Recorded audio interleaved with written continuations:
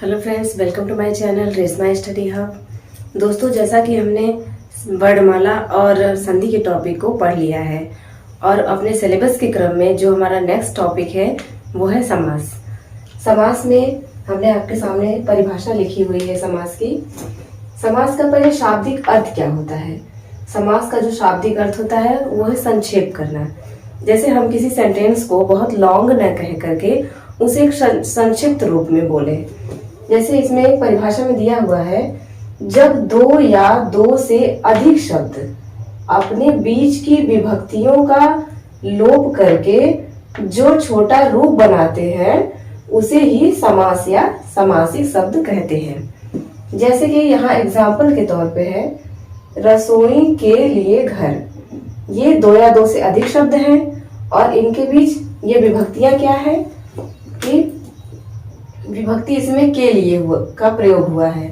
तो रसोई के लिए घर, इतने लॉन्ग सेंटेंस बोलने के अपेक्षा हम एक शब्द में ही अपनी बात को कह लेते हैं। जैसे कि रसोई घर, जैसे कहते हैं विद्या के लिए घर, तो उसे हम विद्यालय कह लेते हैं। और ऐसे ही समास। समास के कितने भेद होते हैं। समास के कुल 6 प्रकार होते हैं। उनकी अपनी अलग अलग विशेषताओं के कारण समास को 6 कैटेगरी में बांटा गया है।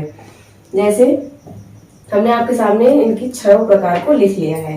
जैसे पहला है अव्ययीभाव समास, तत्पुरुष समास, द्वंद्व समास, बहुव्रीहि समास, द्विगु समास और कर्मधारय समास।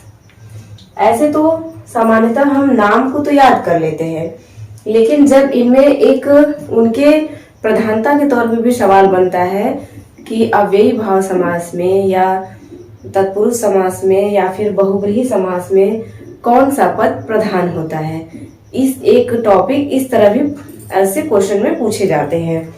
और जैसे पूछा जाए कि अव्ययी भाव समास में कौन सा पद प्रधान होता है, तो इसमें प्रथम पद प्रधान होता है। और तत्पुरुष समास में दूसरा पद प्रधान होता है। द्वंद्व समास, जैसे द्वंद्व के से मतलब ही समझ में आ रहा है कि जो दो हो, द्वंद्व, तो द्वंद्व में दोनों पद प्रधान होंगे। और बहुव्रीहि समास, जिसमें कि कोई अन्य पद ही प्रधान होता है।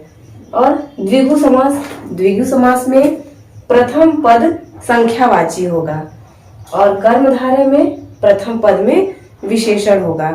ये समझ लीजिए, आपको समास को पहचानने में कोई भी डिफिकल्टी नहीं होगी। अगर आप एग्जाम हॉल में बैठेंगे और आपने इसे हमारे जो ट्रिक को अच्छे से आपने पढ़ा है, समझा है, तो अगर आपके सामने क्वेश्चन आएगा समास से तो आप पूरे श्योरली आप पूरा कर लेंगे।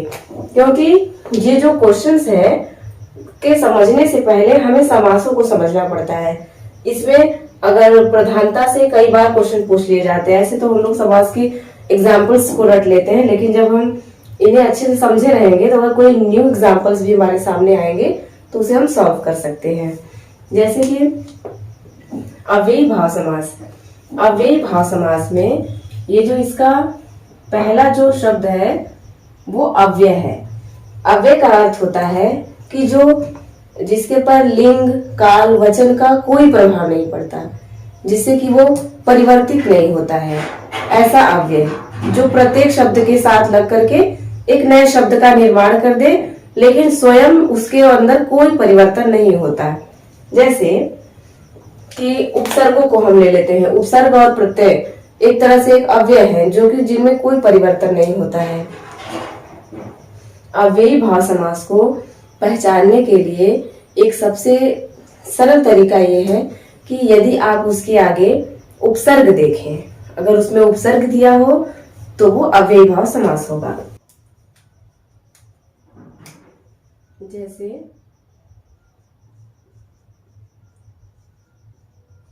प्रतिदिन, यथाशक्ति,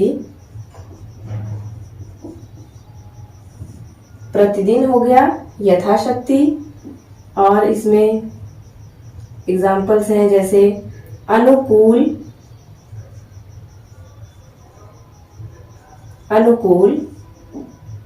और आसमुद्र, आसमुद्र। तो आप इसमें देख रहे हैं कि यहाँ भी प्रति यहाँ उपसर्ग है, यथा यहाँ उपसर्ग है, अनु यहाँ भी उपसर्ग का प्रयोग है और आसमुद्र में यहाँ आ उपसर्ग का प्रयोग है।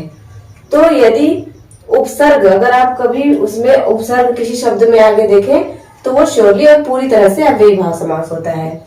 और इसके अलावा आजकल जो न्यू में पूछे जा रहे हैं अव्ययी भाव समास में कुछ एग्जाम्पल्स हैं जो इसमें काफी प्रचलित हैं, जैसे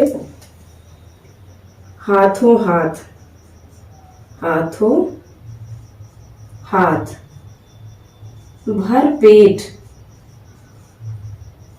हाथों हाथ, भर पेट और रातों रात। ये कुछ ऐसे एग्जाम्पल्स हैं जो इस समय अव्ययी भाव समास में पूछे जा रहे हैं। अब बात आती है तत्पुरुष समास की।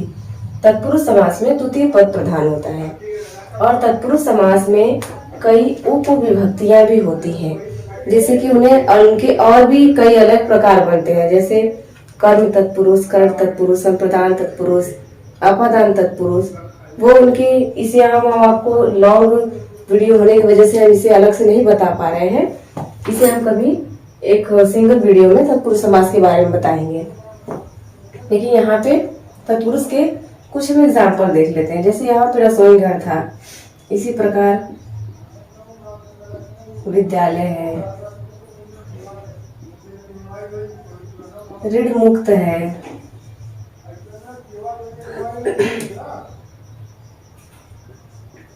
अश्वदान है,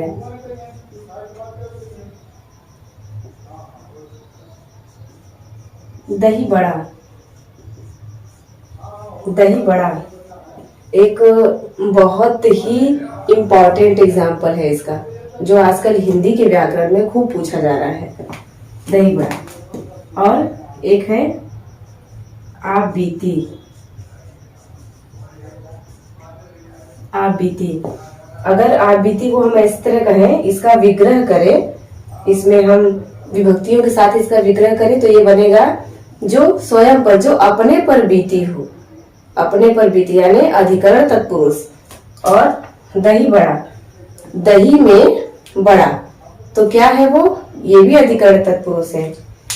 ये बहुत ही इम्पोर्टेंट है, आप इसे लिख लेंगे, बहुत इसे जानते रहिए। ये एग्जाम्स में यूपी टेट सी टेट में कई बार ये एग्जाम्पल पूछे गए हैं।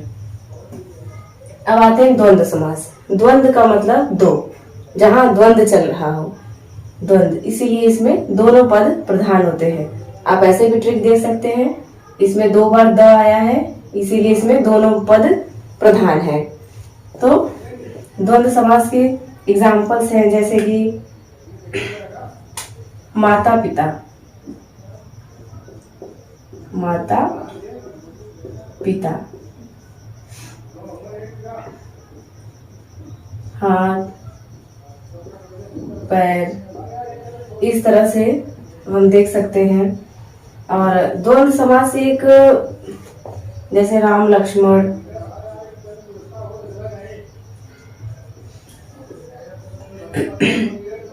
साधारणतः तो ऐसा नहीं होता कि मतलब कि विलोम शब्द का प्रयोग हो, लेकिन द्वंद्व समास में आप देखेंगे कि 75% उसमें विलोम शब्द ही होता है, जैसे रात दिन, हाथ पैर, माता पिता, इन सब में 2 जोड़ों में रहेंगे और ये विलोम शब्द में रहेंगे।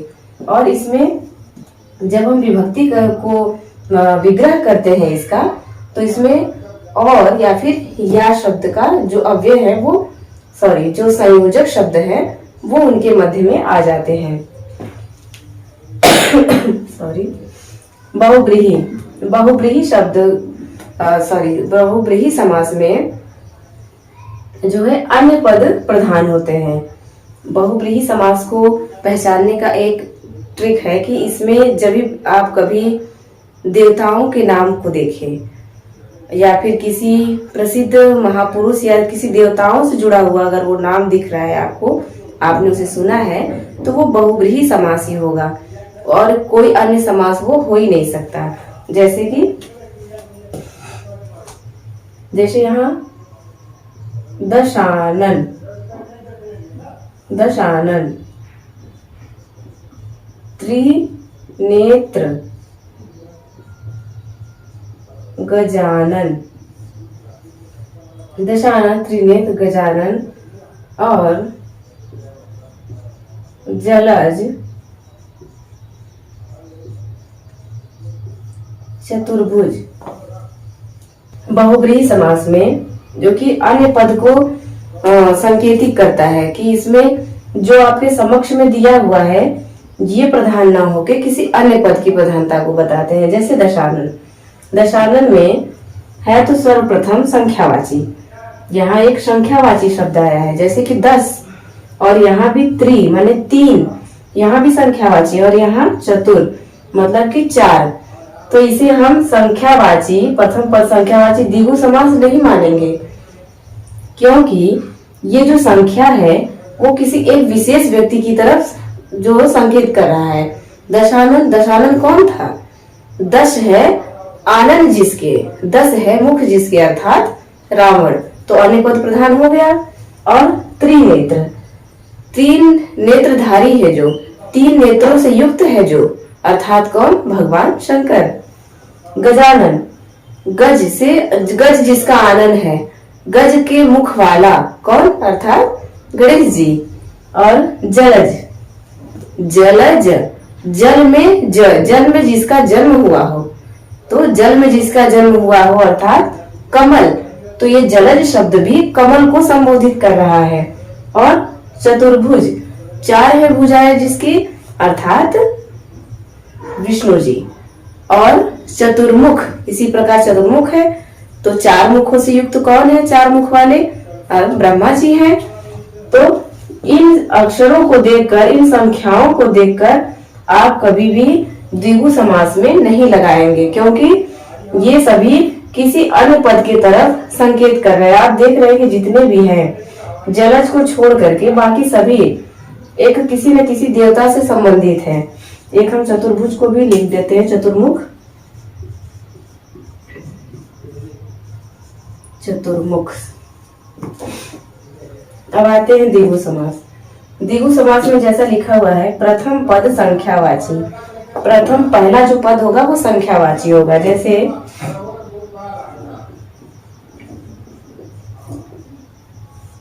दुराहा, तिराहा, चौराहा, पंचवटी,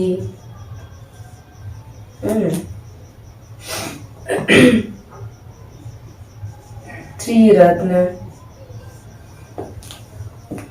तो आप देख रहे हैं जितने भी यहाँ पे शब्द दिए हुए हैं सबके प्रथम पद में संख्यावाची है। जैसे यहाँ दोराहा में 2, तिराहा में 3 और चौराहा में ये जो 4 को दर्शा रहा है, 4 राहों का समूह, 3 राहों का समूह और 2 राहों का समूह। पंचवटी जो 5 वटियों का समूह हो, त्रिरत्न 3 रत्नों से जो युक्त हो, तो ये पंच और ये त्रि, ये सभी क्या है? ये संख्या को दर्शा रहे हैं। यदि इनके प्रथम में संख्या आने से ये द्विगु समास हुए हैं।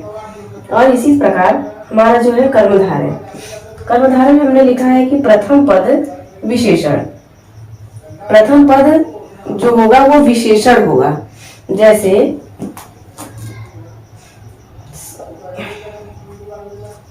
नील कमल, नील कमल, नील कंठ, महात्मा, महान है जो आत्मा, किसी आत्मा की क्या विशेषता है? कि वो महान है। और एक कमल की क्या विशेषता है? कि वो नील वर्ण का है, नीले रंग का है। और इस कंठ की क्या विशेषता है? यह भी नील वर्ण है। और श्वेतांबर, श्वेतांबर, श्वेत है जो वस्त्र अर्थात श्वेतांबर। तो यहाँ पे महा, नीला, ये भी नील, और ये महा, और ये श्वेत, ये सभी विशेषण को दर्शाते हैं। कर्मधारय समास में प्रथम पद विशेषण होगा, ये विशेषण, और ये जो दूसरा पद है ये विशेष्य, जिसकी विशेषता बताई जा रही है, कमल की विशेषता बताई जा रही है, इसलिए कमल क्या है, विशेष्य है। और विशेषता कौन बता रहा है, नील, तो ये नील क्या है, विशेषण है। तो आई होप आपने अच्छे से समझा होगा समास को। और यदि आपको हमारे वीडियोस अच्छे लगते हों और ये आपके लिए काफ़ी यूजफुल हों तो आप प्लीज़ हमें कमेंट करें, लाइक एंड सब्सक्राइब ज़रूर कर लें। थैंक्स।